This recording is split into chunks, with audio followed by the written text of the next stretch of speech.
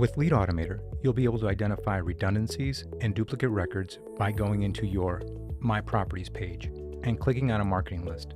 From there, you can scroll to the very far right and locate any properties that are in multiple marketing lists.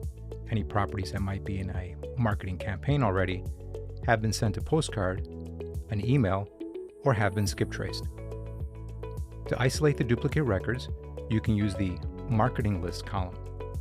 Here you can type the number 1 to see all the properties in this list that are in one marketing list, or the numbers 2 or 3. Another way of doing this would be to click on the Marketing List column header to organize it in descending order. So, the properties that are in more than one marketing list will appear at the top and it will continue downward. Each number represents how many marketing lists that property is in. If I click on this number 4 here, I'm going to see that this address is in 4 different marketing lists. As for redundancies, to find those, we would monitor our columns pertaining to marketing campaigns, postcards,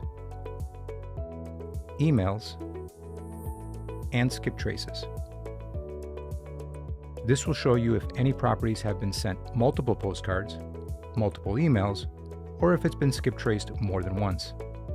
Maybe it's in 2 different marketing campaigns, so these are the best ways to identify these redundancies.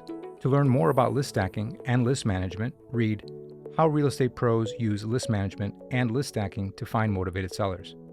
Thank you for choosing PropStream.